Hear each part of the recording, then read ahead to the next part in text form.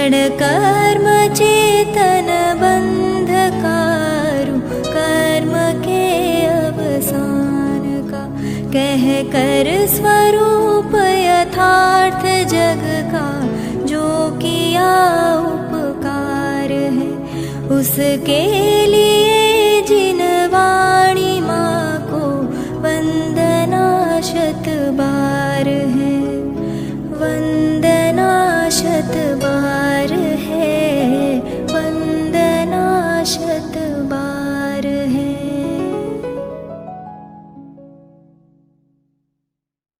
जय श्री ओम नमः सिद्धेभ्यः वंदितु सौवसिद्धे ध्रुवमचलमणोवमं गदिं पत्ते वोच्छामि समय पाहुर बिनमो सुध केवली भणिदं नमः समय साराय स्वानुभूत्या चकासते चित्स्वभावाय भावाय सर्वभावान्तरच्छिदे अनन्तधर्मणस्तत्त्वं पश्यन्ति प्रत्यगात्मनः अनेकान्तमयी मूर्तिर्नित्यमेव प्रकाशताम्।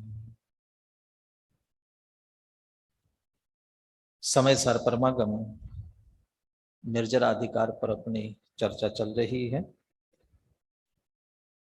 यह अधिकार सम्यक दृष्टियों को समर्पित है।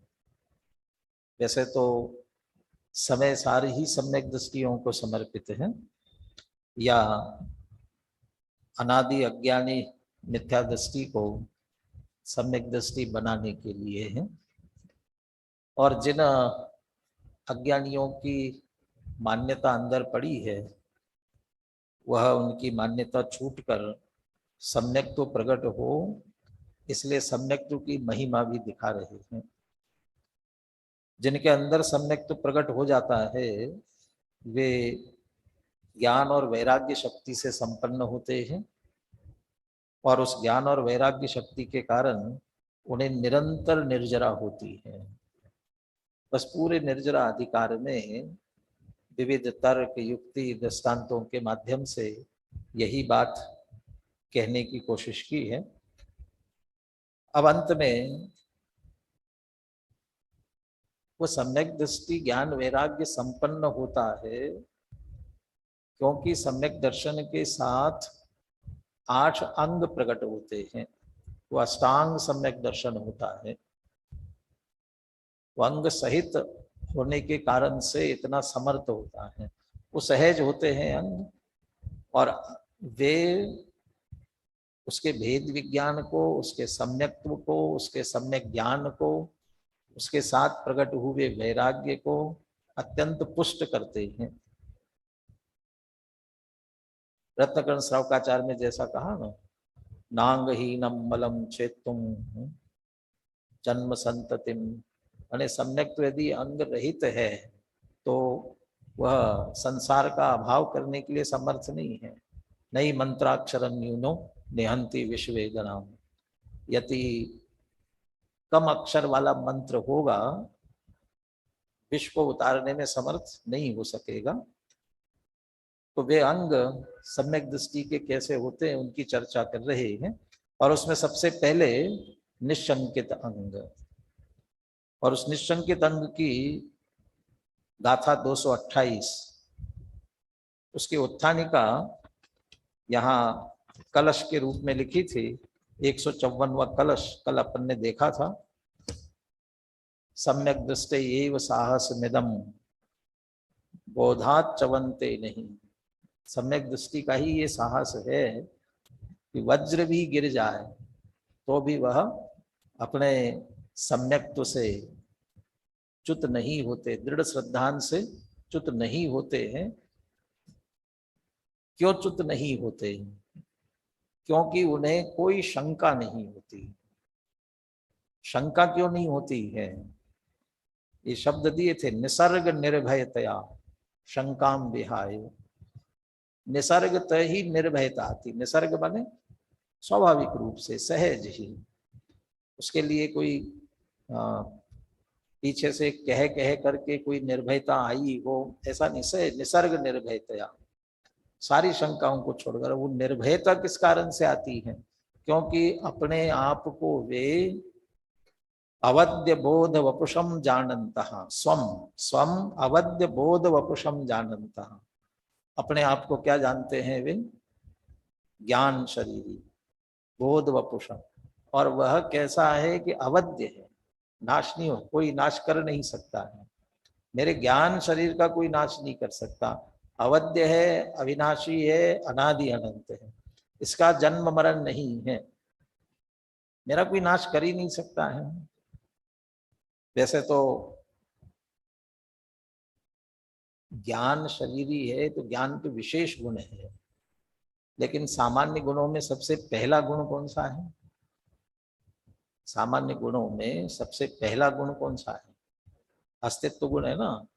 तो उस अस्तित्व गुण की श्रद्धा भी है कि नहीं है?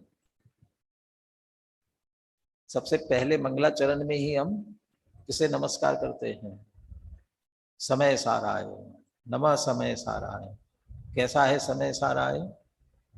स्वानुभूत्या चकासते और चित स्वभावाय भावाय, चैतन्य स्वभाव के साथ भाव भी है, सच्चिदानंद स्वरूप आत्मा है, सच्चित आनंद का धारी। तो सत सम्यक दर्शन की अनेक प्रकार की परिभाषाएं निकाली, कहते हैं अलग अलग तरीके से कहा जाता है।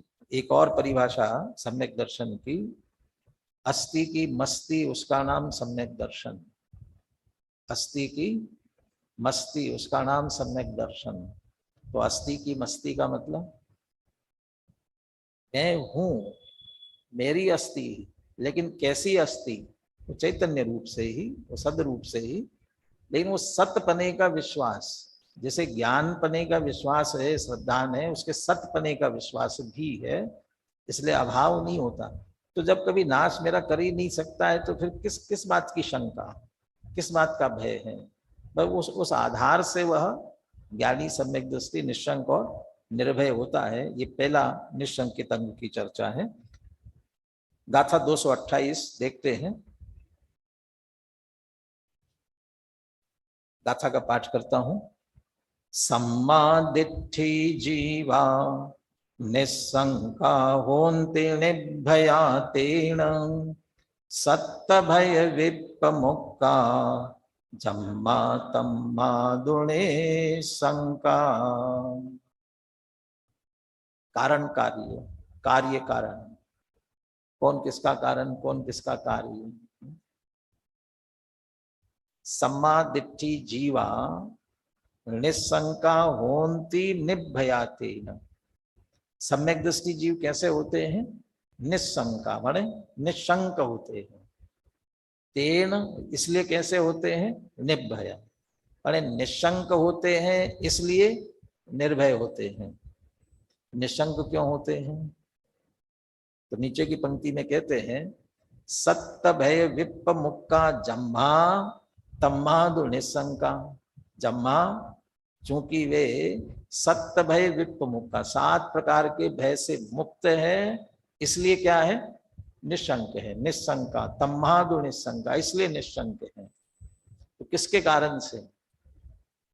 माने निशंक है इसलिए निर्भय है, कि निर्भय है इसलिए निशंक है? जैसे वो ज्ञानाश्रव निवृत्तो समकालत्वम कहा ना, ज्ञान और आश्रव निवृत्ति का समकाल। तो वे आश्रव से निवृत्त है इसलिए विज्ञान घन है, कि विज्ञान घन है इसलिए आश्रव से निवृत्त है? कौन किसके कारण से? तो दोनों एक दूसरे के, आश्रव से निवृत्त हुए इसलिए विज्ञान घन हुए इसलिए आश्रव से निवृत्त, दोनों एक दूसरे के पूरक हैं। दादा बहुत अनेकों बार ऐसा वो करके दिखा देते ना, एक दूसरे के आश्रित बताने के लिए। कोई चीज जैसे ये टेबल का टॉप है, ये तो ये चारों पायों पे आधारित है, तो टॉप इसके ही आधार से है और ये पाए इसके आधार से नहीं है। लेकिन 2 किताब यदि ऐसी लगा दी गई हो ना, तो ये किताब भी खड़ी है, ये किताब भी खड़ी है। किस कारण से खड़ी है? ये किताब किसके सहारे खड़ी है? इसके। और ये किताब इसके, तो दोनों एक दूसरे के। ऐसे निशंक क्यों कि निर्भय है, और निर्भय क्यों है कि निशंक है। यहाँ पर पिछली गाथा कलश में जो कहा ना, निसर्ग निर्भय तया शंका में, सहेज निर्भयता आ गई है, इसलिए सारी शंका को छोड़ दिया है। और अभी कहते निशंक है, इसलिए उन्हें कोई भय नहीं होता है, कोई अंदर शंका ही नहीं है, काय का भय। अरे एक एक कदम रखते समय सामने कोई दलदल में जा रहे हो, ऐसी जगह अंधेरे में जा रहे हो, तो एक एक कदम रखते समय ये शंका होती है कि पैर सही जगह रखा जा रहा है कि नहीं रखा जा रहा है, कि ऐसी जगह तो नहीं है कि हम नीचे ही चले जाएं। यदि शंका अंदर होगी तो भय बना रहेगा। और यदि परिचित रास्ता है, अच्छी तरह से सब देखा परखा है, मालूम है, तो निशंक होकर के जाते हैं, शंका नहीं है कोई भी, तो कोई भय भी नहीं रहता है, रोज का देखा हुआ रास्ता है। तो निशंक है तो निर्भय है। और गिर गए तो गिर गए, तो जैसे गिरने का भय नहीं हो तो मन में शंका भी नहीं करता है, चला जाता है, ठोकर खाएंगे। कोई रास्ते से चलते हुए, पीछे गाथा में उदाहरण दिया ना, पथ लुटता देख, पथि को लुटता देख कर व्यवहारी जन पथ लुटता है, ऐसा कहते हैं। तो बहुत जगह के ये रास्ता लुटता है, इसलिए इस रास्ते से रात को नहीं जाना। तो कोई कहता मैं तो चला जाऊंगा, जाओगे तो सही, लेकिन बार बार शंका बनी रहेगी, कहीं चोर डाकू तो नहीं आएंगे, लूट तो नहीं लेंगे। कि मुझे नहीं होगी शंका, मुझे कोई डर नहीं है। क्यों डर नहीं है? शंका उनको है कि जो गांठ में कुछ होगा, मेरी गांठ में कुछ है ही नहीं, मुझे क्या शंका, आएंगे तो आएंगे, क्या लूट कर ले जाएंगे, मेरा क्या लूटने वाले हैं। तो मुझे भय नहीं है इसलिए कोई शंका नहीं, और शंका नहीं है इसलिए भय नहीं है। ये दोनों एक दूसरे के आश्रित हैं। यहाँ मुख्य रूप से निशंकित अंक है, और कुंद आचार्य ही वो निशंकता को निर्भयता से जोड़ रहे हैं। निर्भय है और साथ में 7 भयों से मुक्त है, उसकी बात लेकर के ही सप्तभय प्रसिद्ध है। और अभी अमृतचंद्र आचार्य तो टीका में सबसे छोटी टीका लिखी है इस गाथा की। संस्कृत वाक्य की दृष्टि से कहा जाए तो एक वाक्य में टीका पूरी कर दी है। तो इतने महत्वपूर्ण निशंकित अंग की चर्चा और इतने संक्षेप में पूरी कर दी। टीका कहाँ पूरी हुई है? क्योंकि उनकी जो टीका है वो चंपू काव्य है, अकेला गद्य थोड़ी है, पद्य भी टीका है। तो इस गद्य के बाद में 7 भयों के संदर्भ में स्वतंत्र कलश लिखे हैं। कितने कलश होंगे? कितने कलश होंगे? 7 भयों के संदर्भ में 7 कलश? ये 7 नहीं है, 6 हैं। क्योंकि पहले जो 2 इहलोक और परलोक भय है तो दोनों को एक साथ लिया है, तो बाकी सब एक एक के संदर्भ में अलग अलग ली। तो सब सप्त भय मुक्त का 7 भयों से मुक्त है। तो 7 भयों से कैसे मुक्त है? तो पद्य के रूप में उन्हें टीका लिखनी थी, इसलिए गद्य के रूप में बहुत अधिक विस्तृत टीका नहीं लिखी है। पहले गाथा का अर्थ पढ़ता हूं, फिर गाथा और पद्यानुवाद अपन दोहरा लेते हैं, फिर टीका की संक्षिप्त चर्चा करते हुए सीधे अपन वो कलश की तरफ आगे बढ़ेंगे। सम्यक दृष्टि जीव निशंक होते हैं, इसी कारण निर्भय भी होते हैं। चूंकि वे सप्त भयों से रहित होते हैं इसलिए निशंक होते हैं। हाँ जी, है क्या? सुनील जी हैं? चूंकि वे सप्त भयों से रहित होते हैं इसलिए मेरी आवाज को रिपीट कर रहे हो? हाँ जी, है क्या? सुनील जी हैं?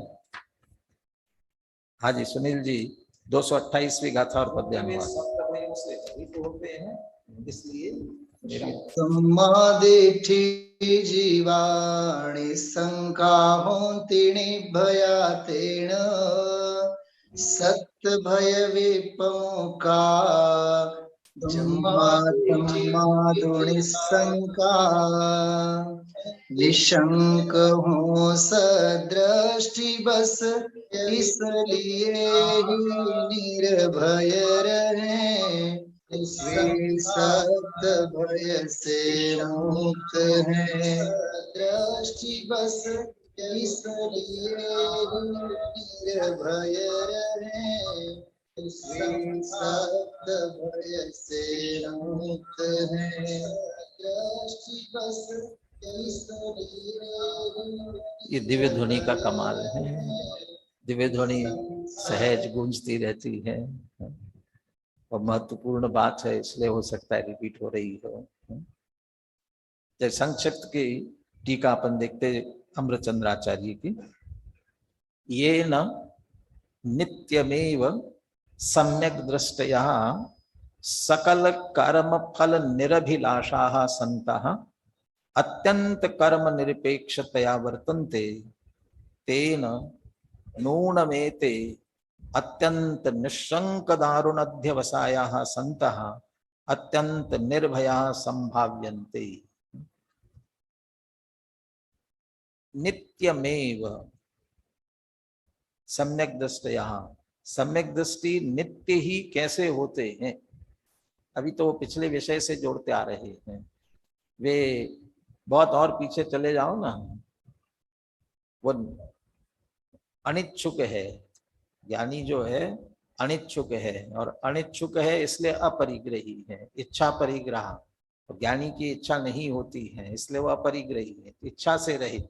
फिर अभी अभी चर्चा फल की अभिलाषा नहीं करते हैं, बिना फल की अभिलाषा की कर रहे हैं।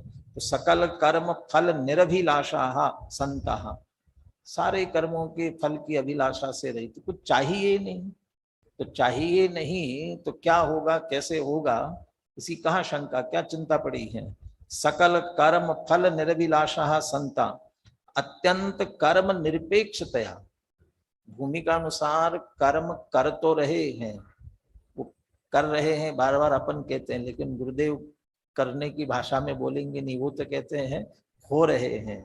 ज्ञानी के भूमिका अनुसार कार्य हो रहे हैं, लेकिन वे सारे निरपेक्षतया, इस कर्म से मुझे ये फल मिले, उससे निरपेक्ष है, फल से, फल की अभिलाषा से रहित है, इसलिए कर्म से भी निरपेक्ष वर्तते हैं। अब न करने का डर न भरने का डर, जब कुछ किया ही नहीं मैंने तो किस बात का भय है, कोई चाहिए नहीं तो किस बात का भय है। इसलिए तो सकल कर्म फल निरभिलाषा संतः अत्यंत कर्म निरपेक्षतया वर्तन्ते, तेन नूनमेते अत्यंत निःशंक दारुण अध्यवसाया संतः। वो इसी वजह से निःशंक है, सारे कर्म से निरपेक्ष है, कुछ चाहिए नहीं है, और इसी उससे जोड़ भी रहे, तेन, वास्तव में ये सभी सम्यक दृष्टि अत्यंत निःशंक दारुण अध्यवसाय। अध्यवसाय शब्द का अर्थ क्या है, अध्यवसाय, और प्रकरण के अनुसार करना पड़ेगा। अभी तक तो अध्यवसाय अनेकों जगह, बल्कि बाद में भी अध्यवसाय का अर्थ तो करेंगे मिथ्या अध्यवसाय, मिथ्या मान्यता, विपरीत ज्ञान के अर्थ में करेंगे। अध्यवसान शब्द का भी प्रयोग आता है आगे, 272 या कोई गाथा ऐसी है जिसमें प्रश्न ही ये किया है कि मैं तद्यवसानम, 271 नंबर की गाथा है। अध्यवसान क्या है, उसमें बुद्धि निकालना हो तो निकाल करके दे, लिखिए 271वीं गाथा। बुद्धि ववसावोवि अध्यवसानम मदीय विन्नाणम एकट्ठमेव सव्वम चित्तम भावोय परिणामो। ये सब करे एकट्ठमेव सव्वम, सब एकार्थवाची है, तो उसमें अध्यवसान शब्द भी है, अध्यवसाय भी कहो। और वो अध्यवसान का अर्थ करते समय नीचे लिखा है संस्कृत टीका, स्वपरयोर अविवेके सति जीवस्य अध्यवसिति मात्रम अध्यवसानम। लेकिन वह स्वपर के अविवेक पूर्वक जो निर्णय हुआ है, और उस अध्यवसान, वह वैसा अध्यवसति, ऐसा निर्णय करता है, इसलिए उसका नाम अध्यवसान है। ऐसी उसकी बुद्धि है, इसलिए उसे बुद्धि मति ये सारे नाम दिए। अपन भी बोले एकत्व बुद्धि, ममत्व बुद्धि, ये सब संसार के कारण है। तो जिसको ये बुद्धियां होंगी वो बुद्धिमान कहलाएगा कि मूर्ख कहलाएगा? तो जिसकी बुद्धि हो वो बुद्धिमान, तो जिसके एकत्व बुद्धि है, जिसके ममत्व बुद्धि है, वो मूर्ख है कि बुद्धिमान है?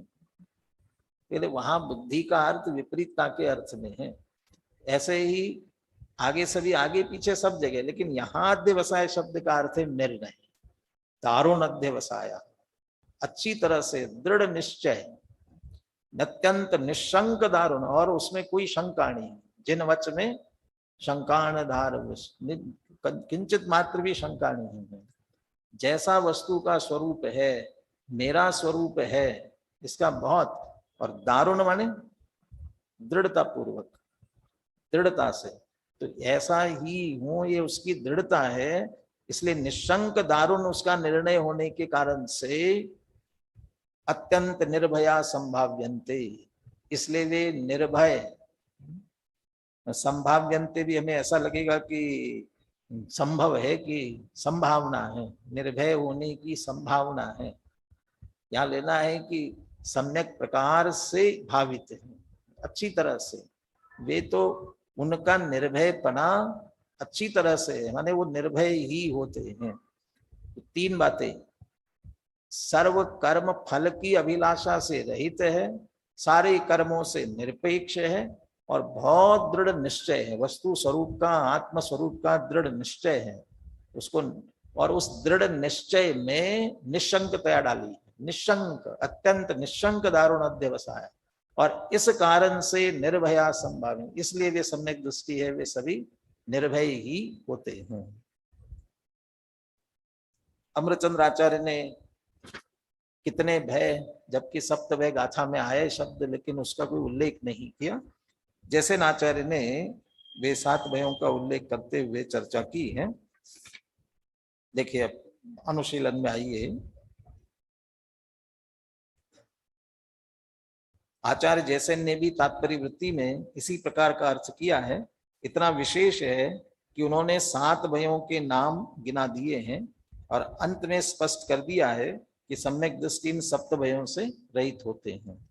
कौन कौन से 7 भय प्रसिद्ध है, और अभी हम पद्य में भी पढ़ने वाले हैं आगे, बनारसी दास जी के पद्य में, और उनका संक्षिप्त लक्षण, एक एक भय का संक्षिप्त लक्षण भी वे देंगे। आचार्य जैसे इनकी टीका में सप्त भयों के नामों का क्रम निम्नानुसार है। इहलोक भय, परलोक भय, अत्राण भय। अत्राण माने नहीं त्राता, नहीं त्राता, नहीं त्राता जगत त्रय बोलते ना, माने त्राता नहीं है कोई, माने रक्षा करने वाला नहीं। अरक्षा भय, अगुप्ती भय। अगुप्ती भय दूसरा नाम क्या है? अगुप्ती भय, माने अगुप्ती, कोई गुप्त नहीं है, अगुप्ती भय। मरण भय, वेदना भय और आकस्मिक भय। दूसरी विशेषता ये दी इसमें कि यहाँ इस गाथा की विशेषता यह है कि इसमें शंका शब्द का अर्थ भय किया गया है। क्यों? कि निशंक को निर्भयता से जोड़ा ना, और सप्त भयों से रहित सम्यक दृष्टि को निशंक अथवा निशंकित अंकाधारी कहा गया है, जबकि समंत भद्र आदि आचार्यों ने शंका का अर्थ संदेह किया है, और आत्मा, परमात्मा, सप्त तत्व, देव शास्त्र, गुरु के स्वरूप को भली भांति समझकर निस्संदेह होने को निशंकित अंग बताया। इस प्रकार हम कह सकते हैं कि जैन तत्व ज्ञान के प्रति निस्संदेह दृढ़ श्रद्धा न होना, ये बात अमरचंद्र आचार्य ने टीका में ली। कौन से शब्दों में ली? अत्यंत अत्यंत निशंक दारुण अध्यवसाया, इस बात में ली उन्होंने कि वो दृढ़ निश्चय है, तो दृढ़ श्रद्धा न होना और सप्त भयों से रहित तो होना ही सम्यक दर्शन का निशंकित अंग है। क्योंकि सम्यक दृष्टि की निर्भयता का आधार भी तो जिन देव द्वारा प्रतिपादित तत्व ज्ञान ही है, जिसमें यह बताया गया है कि प्रत्येक द्रव्य स्वतंत्र है और अपने परिणमन का कर्ता धर्ता स्वयं ही है। प्रत्येक आत्मा अपने जीवन मरण सुख दुख का जिम्मेवार स्वयं ही है। उसके इस परिणमन में इंद्रिया जिनेन्द्र कोई भी कुछ भी हस्तक्षेप नहीं कर सकता है। ये सब सम्यक दृष्टि ज्ञानी अच्छी तरह जानते हैं, इसलिए किसी निशंक है, इस कारण से वे क्या है, निर्भय है। इस अवसर पर कबीर बनासदास जी नाटक समय सार में सप्त भयों के नाम और स्वरूप 2 छंदों में इस प्रकार समझाते हैं। बोलिए सुनील जी, छंद बोलिए दोनों। इह भव भय परलोक भय, मरण वेदना जात, अनरक्षा अनगुप्त भय, अकस्मात भय सात। दसधा परिग्रह वियोग चिंता इह भव, दुर्गति गमन भय परलोक मानिए। प्राणनी को हरण मरण भय कहावे सोई, रोगादिक कष्ट यह वेदना बखानिए। रक्षक हमारो कोई को नाही, अनरक्षा भय चोर भय विचार, अनगुप्त मन आनिए। अनचिंत्यो अब ही अचानक कहा दो होई, ऐसो भय अकस्मात जगत में जानिए। इह भव भय परलोक भय। इह भव माने इस लोक संबंधी भय, परलोक परलोक संबंधी। अब क्या भय होता है वो अभी नीचे स्पष्ट करेंगे। मरण वेदना जात, मरण जात मरण से उत्पन्न होने वाला भय या वेदना से उत्पन्न होने वाला भय। अनरक्षा असुरक्षा, अनगुप्त कुछ बात हमारी गुप्त रहती नहीं है, सब खुल जाती है। और अकस्मात, ये 7 भय हैं। ये भव किसे, यह भव भय या इह लोक भय, ये भव या इह लोक, इह लोक भय किसे कहते हैं। दसदा परिग्रह वियोग चिंता, इस लोक में है क्या और क्या भय रहता है कि हमारा कोई छीन कर न ले जाए, तो यही भय तो है। इसलिए कहा कि 10 प्रकार के परिग्रह के वियोग की चिंता, ये सब बराबर हमारा सुरक्षित रहना चाहिए, कोई लेकर के नहीं जावे, नष्ट ना हो जावे। तो ये इनके संदर्भ में ही हमें बराबर जो चिंता लगी रहती है, इसे कह रहे इस भाव के संबंध में ये चिंता है। ये सब बराबर परिग्रह मिले, धन संपत्ति वैभव सब मिले, इसके बारे में। ये 10 परिग्रह, परिग्रह तो 24 होते हैं ना, तो 14 परिग्रहों की बात नहीं की,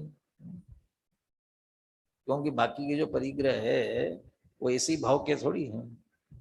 जो भी हमारे कषाय आदि के हैं, मिथ्यात्व है, ये तो अनेक भावों की कमाई चली आ रही है हमारी। और ये यदि परिग्रह भी है तो अनेक भावों में बराबर चला आ रहा है। और दूसरा, उसकी चिंता कहाँ रहती है हमें, चले जाए तो अच्छे ही है, दूर हो जाए तो अच्छा ही है उनकी, बल्कि वे हमारे हैं नहीं है, दूर करना इसकी कहाँ चिंता है। और ये 10 प्रकार का परिग्रह हमारा है, इसे संभालना, इसीलिए वो 14 अंतरंग परिग्रह खड़े हो रहे हैं। तो इसलिए वो इस परिग्रह संबंधी चिंता सबको यही तो रहती है, इस भाव संबंधी ही। टोडरमल जी ने भी लिखा ना मोह की महिमा में, मरण होना निश्चित जान करके भी इस भाव संबंधी ही चिंता लगी रहती है। क्या होगा, क्या करेगा, क्या नहीं होगा, वो इसी भाव संबंधी चिंता बराबर उसे लगी रहती। मोह की महिमा में लिखा ये भाव।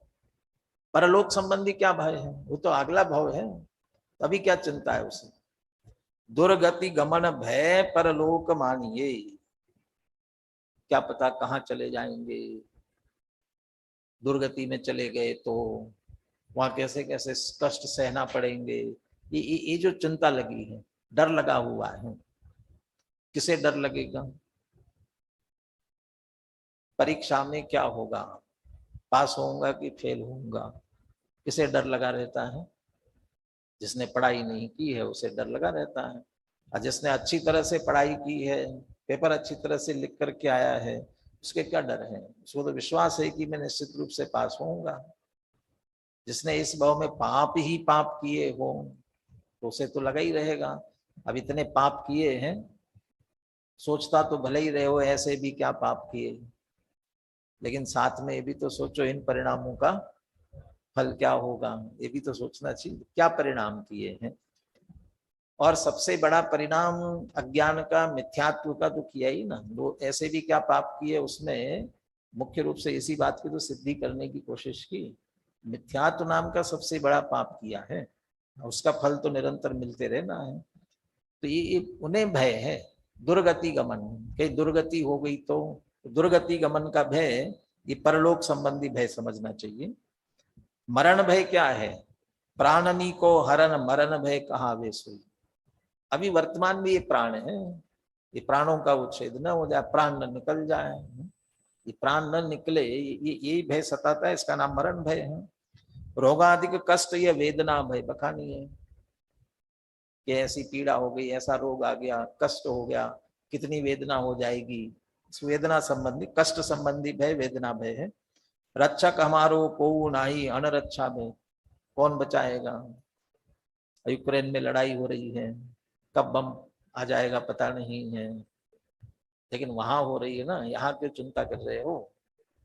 लेकिन सुनने में आ रहा है कि हो सकता है धीरे धीरे बढ़ते बढ़ते क्या हो जाएगा, विश्व युद्ध न हो जाए, और ऐसा हुआ तो रूस ने परमाणु पटक दिया, उसने डाल दिया, तो फिर हमें कौन बचाएगा, कौन रक्षा करेगा, कौन बचाने वाला है? रक्षक हमारो को नाही अनरक्षा में, कोई रक्षा करने, ये डर हमेशा बना रहता है। चोर भय विचार अनगुप्त मन आनिये, कितना ही छुपा करके रखो, जितना तुम छुपा के रखते हो वो चोर उससे ज्यादा होशियार होते हैं। वो जहां भी होगा वो ढूंढ के निकालते। तुम तो समझ रहे कि गुप्त हमारी बात, लेकिन कहते वो तो सब खोज लेते हैं, तो हमारी बात कोई गुप्त रहती नहीं, कोई गुप्त हम रख नहीं पाते हैं। अनगुप्त मनानी, आजकल तो डाटा चोरी होने का ज्यादा डर हो जाता है, कोई सुरक्षित नहीं है, कहाँ रखे क्या रखे। हमारा बैंक में रुपया है वो भी सुरक्षित है कि नहीं, कोई अकाउंट हैक कर लेता है तो कोई क्या क्या कर लेता है। तो आजकल ये नए नए भय और अनुगुप्त भय, गुप्त कोई रहता ही नहीं, कभी भी कुछ खुल जाए, ये अनुगुप्त भय। अकस्मात अनचिंत्यो अभी अचानक कहाँ दो हुई, पता नहीं अचानक कहीं से क्या हो जाए, अभी हाल छत गिर गई तो, और डरने वाला डरता ही रहता है कि पता नहीं कभी भी हो सकता है, गिर ही सकती है। भुज में भूकंप आया तो यहाँ भी आ सकता है, कभी भी आ गया तो। शिविर चल रहा था, यही शिविर चल रहा था और दादा का प्रवचन हो रहा था, पूरा हॉल भरा हुआ था और उसी समय भूकंप आया और सबको ख्याल में आया। अब दादा तो बोल रहे थे, उनको ध्यान में नहीं आया, तो थोड़ा सा खलबली तो मची गई, खलबली मच गई। तो पूछा भी क्या हो गया, तो बता दे भूकंप आया। तो क्यों घबरा रहे हो, क्या होगा? और यदि कुछ हो भी गया तो इससे अच्छा तो क्या होने वाला है, यही गिर गया और यही मरण हो भी गया तो इससे अच्छा क्या होने वाला है।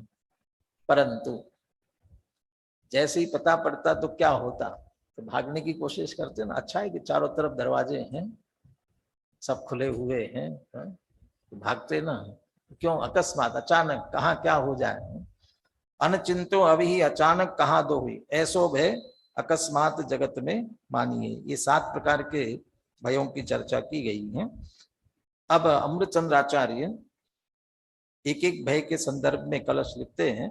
इसमें चूंकि दोनों लोक से संबंधित हैं, यह लोक भय और परलोक भय दोनों लोक से संबंधित है, इसलिए इन दोनों भयों की चर्चा 155वें कलश में करते हैं। भयों की चर्चा नहीं है, भयों की नहीं चर्चा, बल्कि ज्ञानी को ये भय नहीं होते हैं, इसलिए इस भय के संदर्भ में भी वो निर्भय है। तो किस आधार से निर्भय है? तो एक सामान्य बात तो कही थी, अत्यंत निशंक दारुण अध्यवसाय, उसका दृढ़ निश्चय है, निर्णय है। लेकिन किस भय के संदर्भ में क्या निर्णय है? जो भय है उसके सामने निर्णय होना चाहिए ना।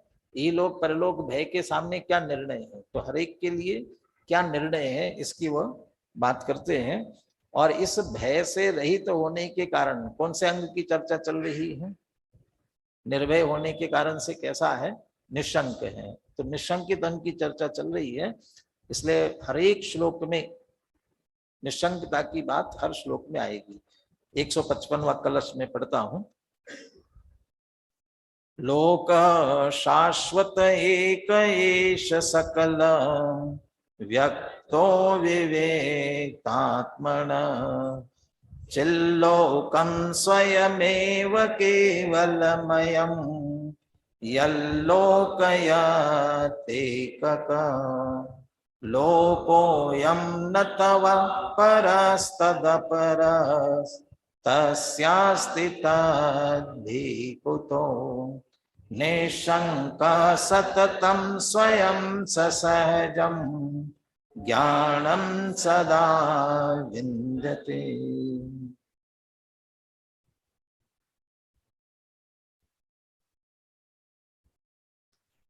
लोकः शाश्वत एकः एषः सकल व्यक्तः विविक्त आत्मनः चिल्लोकः।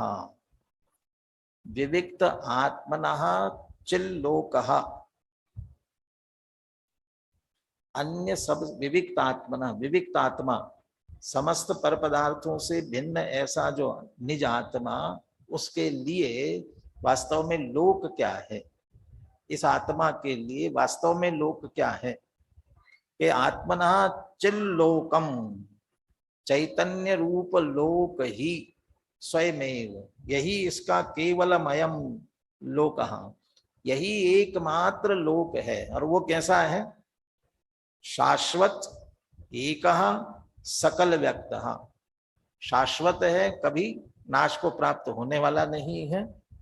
चैतन्य रूपी लोक अपना अपना हर एक का शाश्वत है, सकल व्यक्त है, खुला है सबके लिए चैतन्यपना।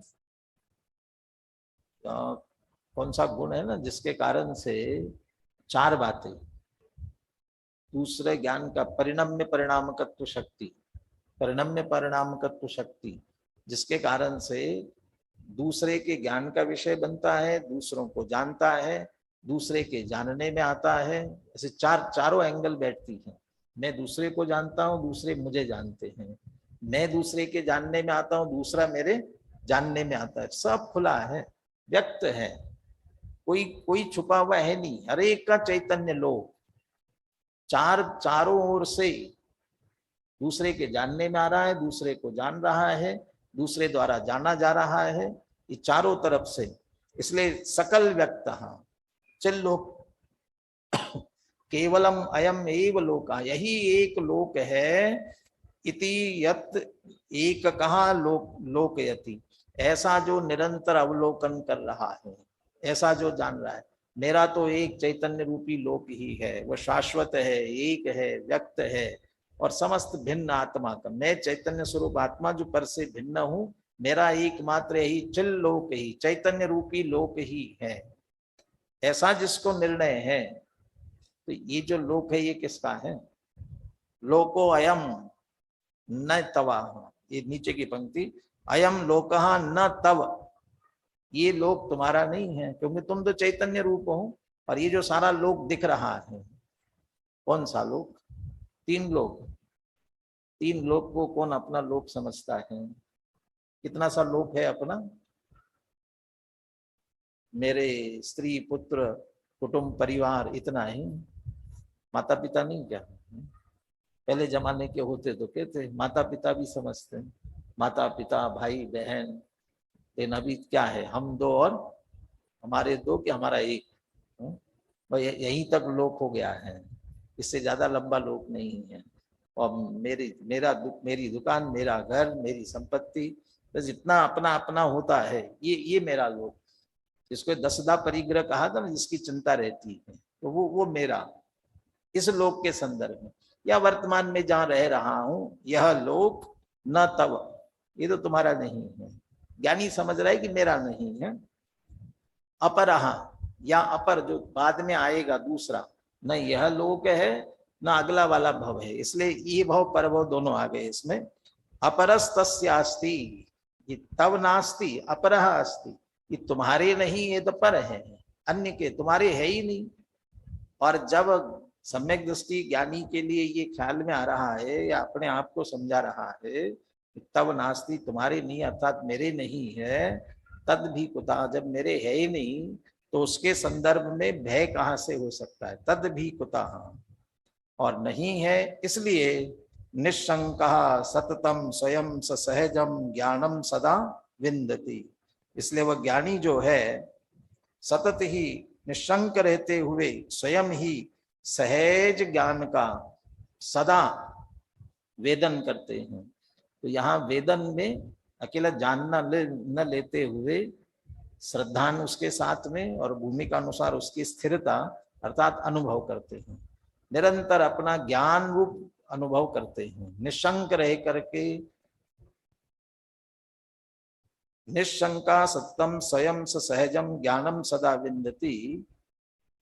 अभी जैसे पीछे निर्भयता को निशंकता के साथ जोड़ा, निशंकता को निर्भयता के साथ जोड़ा, यहाँ भी निशंक होकर के सदा ज्ञान का अनुभव करते हैं, और ऐसा भी जोड़ सकते हैं तो सदा ज्ञान का अनुभव करते हैं इसलिए निशंक है। सततम स्वयं सहजम ज्ञानम सदा विन्दति निशंका, इस कारण से वे क्या है, निशंक है। श्लोकार्थ पढ़ते हैं।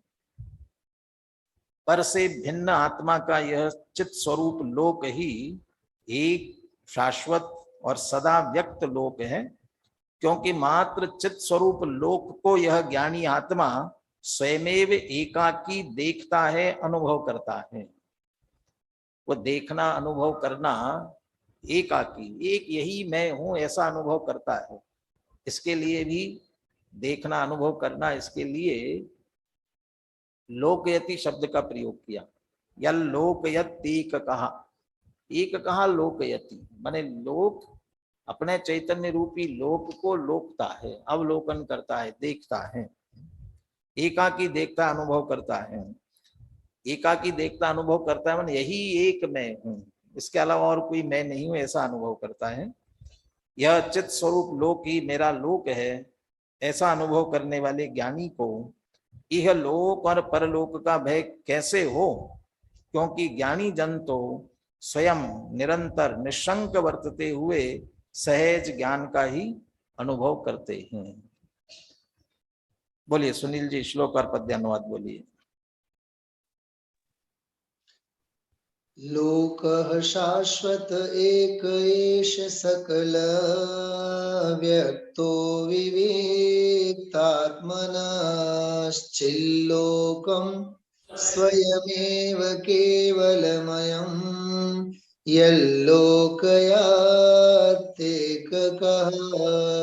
लोकोऽयं न तवापरस्तदपरस्तस्यास्ति तद्भिः कुतो निःशङ्कः सततं स्वयं सहजं ज्ञानं सदा विन्दति।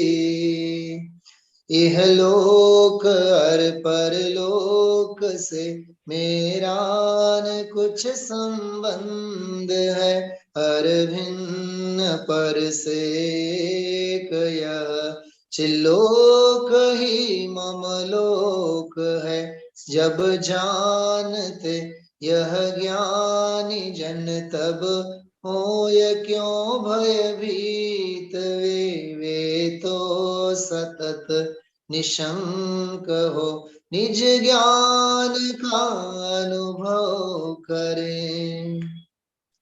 निशंकता को बताने वाले ये कलश है ना, इसलिए सभी कलशों की अंतिम पंक्ति यही आएगी। जैसे कोई भजन भक्ति चलती है तो उसमें वो क्या अचरी का छंद होता है ना, वही छंद पुनः पुनः दोहराते हैं। ऐसे ही ये पंक्ति निशंकः सततं स्वयं सहजं ज्ञानम सदा विन्दति, ये बराबर आगे और 5 और आएंगे, 7 की जगह 6 हो गए ना, इसलिए 5 और श्लोकों में ये आएगा। जब मूल श्लोक में है, तो पद्यानुवाद में भी ये बराबर बात चलेगी। एक आध शब्द कहीं बदलेगा, अन्यथा दो पंक्तियां। जब जानते यह ज्ञान जन, तब होय क्यों भयभीत वे। ये लोग परलोक लोक के संदर्भ में अच्छी तरह से जानते हैं, उससे भेद विज्ञान है, उसके सामने अपनी आत्मा को जानते हैं, तो संबंधी भय क्यों होगा। वे तो सतत निशंक हो निज ज्ञान का अनुभव करे। ऐसे बनासदास जी भी छंद बना रहे हैं हर एक का। अभी तो यहाँ एक ही श्लोक में दो भयों की चर्चा की, लेकिन वे दो भयों के संदर्भ में अलग अलग छंद लिख रहे हैं। अभी देखते हैं अपन उसको। तो उनकी भी अंतिम पंक्ति एक सी चलेगी। ज्ञानी निसंक निकलंक निज, ज्ञान रूप निरखंत नित। ज्ञानी निसंक निकलंक निज, ज्ञान रूप निरखंत नित। ये लोक, चिल लोक शब्द आया ना, इसकी छाया दादा ने जो 12 भावनाएं लिखी, उसकी लोक भावना में भी देखने मिलती है। आपने भी सबने पढ़ी है। पूरी लोक भावना का छंद न पढ़ते हुए अकेला जहां इसका उल्लेख किया है वो पंक्तियां मैं पढ़ता हूं। निर्मूढ़ है, नीराग है, आलोक है, चिल लोक है, जिसमें झलकते लोक सब वह आत्मा ही लोक है। ये लोक भावना में विचार कर रहे हैं। में चैतन्य रूप आत्मा है, वह चिल्लोक, और जिसमें सारा लोक झलकता है। लोकयति, वैसे तो अपने को भिन्न देखने की बात की इसमें, लेकिन सारा लोक जिसमें झलकता है वह आत्मा ही, निज आत्मा ही लोक है, निज आत्मा ही सार है। आनंद जननी भावना का एक ही आधार है। तो लोक, चिल लोक, चैतन्य रूपी लोक की बात की गई है। चलिए बनासदास जी के छंदों को देखते हैं। एक एक भय संबंधी छंद की चर्चा करते हैं। Page number 293। यह लोक भय संबंधी छंद पढ़िए।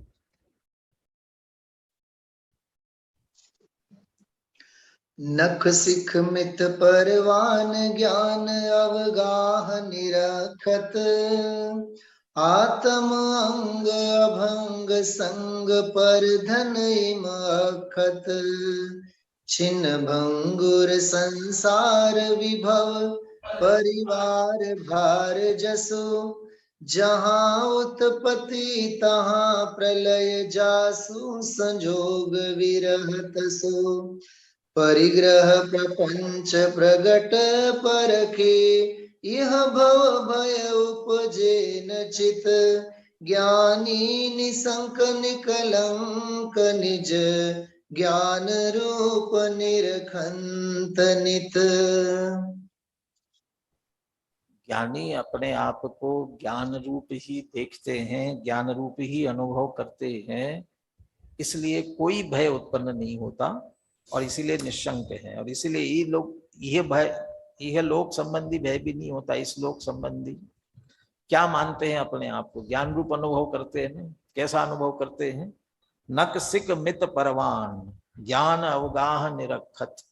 अपने आप को क्या निरीक्षण करते हैं, क्या जानते हैं, क्या मैं कौन हूं। नक से लेकर सिक तक ये मैं हूं, यही हो ना। नक से लेकर सिक तक, ये नहीं कह रहे हैं नक से लेकर सिक तक, ये तो देह है।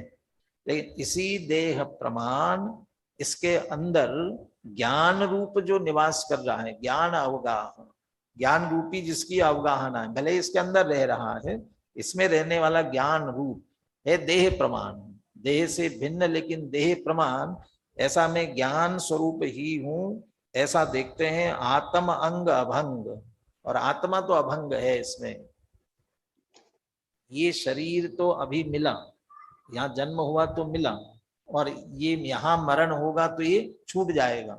लेकिन आत्मा कैसा है, अभंग, भंग नहीं पड़ रहा है। वो तो पहले भी था, आगे भी रहने वाला, निरंतर रहने वाला है। देह तो आएगी जाएगी, और इसी देह में रहने वाला ज्ञान स्वरूप आत्मा, ये शाश्वत रहने वाला। संग पर धन इम अखत, लेकिन साथ में जो बाह्य परिग्रह आदि लगा है, उसके संदर्भ में क्या जानता है, क्या मानता है ज्ञानी। छिन्न भंगुर संसार विभव परिवार भार जसु, और ये तो संसार का वैभव, और परिवार इत्यादि, ये सभी कैसे हैं? बिल्कुल क्षण भंगुर है। और क्षण भंगुर होने के कारण से जहां उत्पत्ति तहां प्रलय, क्योंकि जिनकी उत्पत्ति हुई है तो नाश होने वाला है, और जिनका संयोग हुआ है उसका वियोग भी होने वाला है। इसलिए ये 10 प्रकार का परिग्रह, जो कोई संयोग है बाहर का, ये सब मेरा नहीं हो सकता, मैं तो ज्ञान स्वरूप ही हूँ। परिग्रह प्रपंच परगट परखी, ये परिग्रह का प्रपंच प्रगट देख करके, तो अभी संयोग हुआ है और वियोग भी होने वाला है, उत्पत्ति भी नष्ट होने वाला है। ये प्रपंच देख करके यह भव भय उपजेन चित्त, ज्ञानियों को यह भव संबंधी रंच मात्र भी भय उत्पन्न नहीं होता है चित्त में। तो क्या करते हैं? ज्ञानी निशंक निकलंक निज ज्ञान रूप निरखंत नित, निज अपने आप को वे निशंक होकर के निकलंक ज्ञान स्वरूप ही निरंतर देखते रहते हैं। मैं तो एक ज्ञान मात्र हूं, इसलिए इस भव संबंधी चिंता ज्ञानियों को रंच मात्र भी नहीं होती है। अब पर भव संबंधी अगला श्लोक बोलिए। ज्ञान चक्र मम लोक जासु अवलोक मोख सुख, इतर लोक मम नाही जिस माहि दोख दुख, पुण्य सुगति दातार पाप दुर्गति पददायक, दो खंडित खानि मैं अखंडित शिवनायक, यह विधि विचार परलोक भय, नहीं व्यापत वर्ते सुखित, ज्ञानी निशंक निकलंक निज ज्ञान रूप निरखंत नित। मेरा लोक है कौन सा?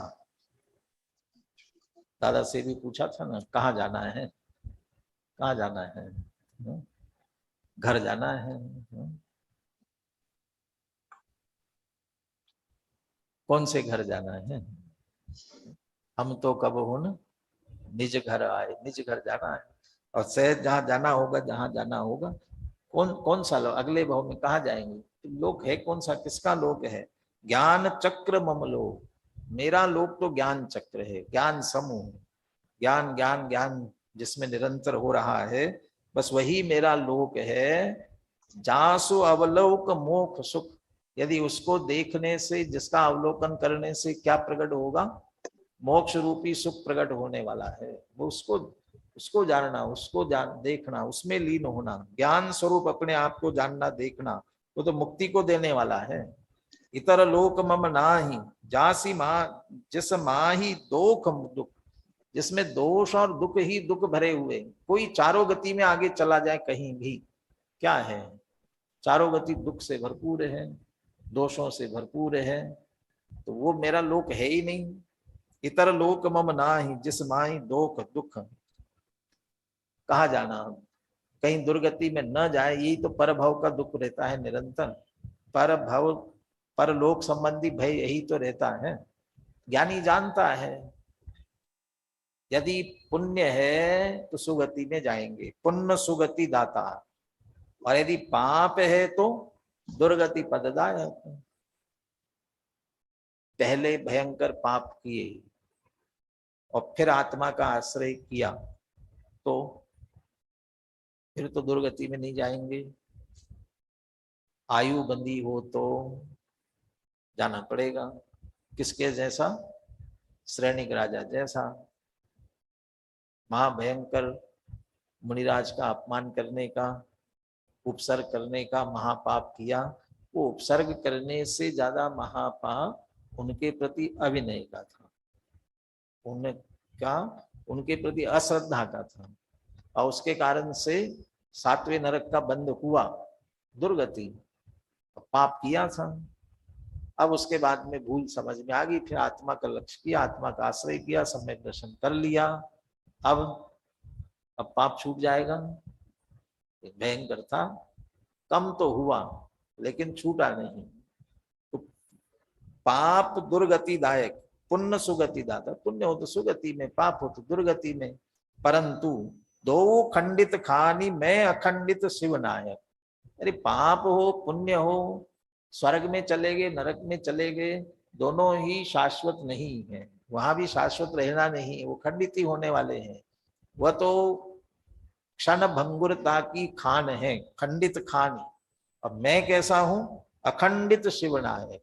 मैं तो मुक्ति वाला, जहां कभी नाश खंडन होता ही नहीं है, ऐसा मुक्ति का नायक हूं। वो मुक्ति प्राप्त करने वाला, वो वास्तविक मेरा लोक है। हम छोड़ चले यह लोक तभी, लोकांत विराजे क्षण में जा। निज लोक हमारा वासा हो, शोकांत बने फिर हमको क्या। और जिस अगले भव के संदर्भ में विचार कर रहे हैं, पाप से दुर्गति, पुण्य से सुगति मिलेगी। दुर्गति मिले सुगति मिले, जिसके कारण से मिले।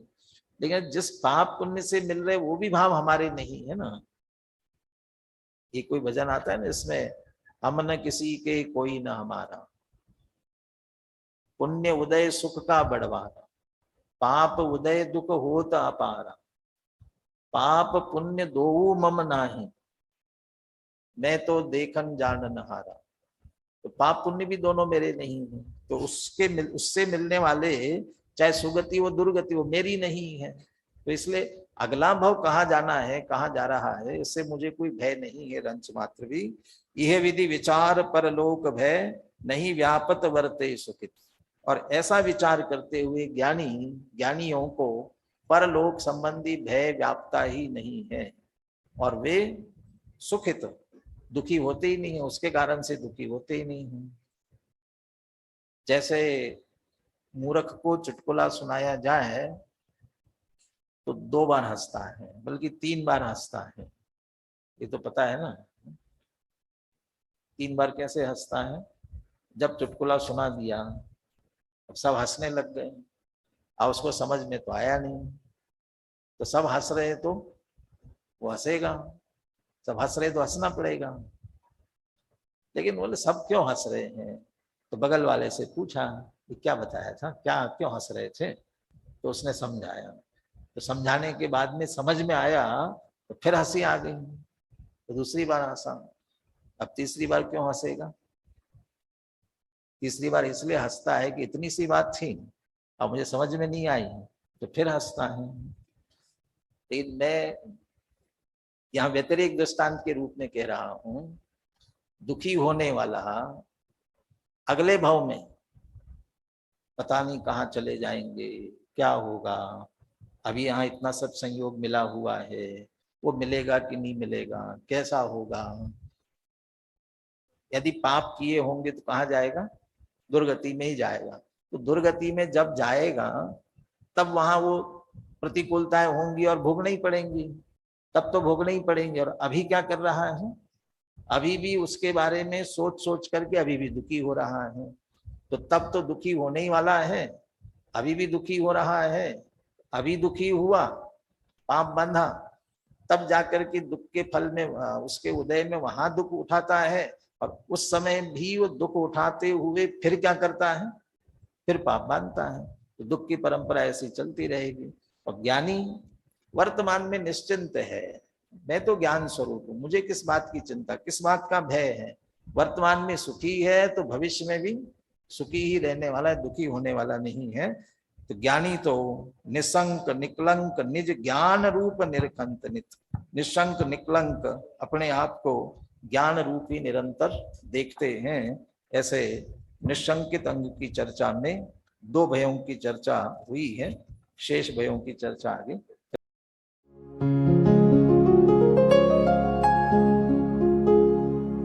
निज निधि निज में बताए, यह अनंत उपकार है उसके लिए जिन वाणी माँ को वंदना शत बार है, वंदना शत बार है, वंदना शत बार है।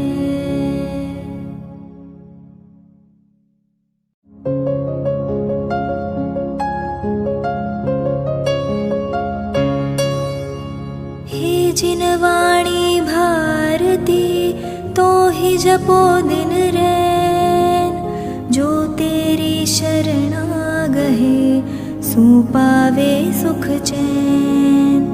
जावाणी के ज्ञान ते सूझे लोकालोक,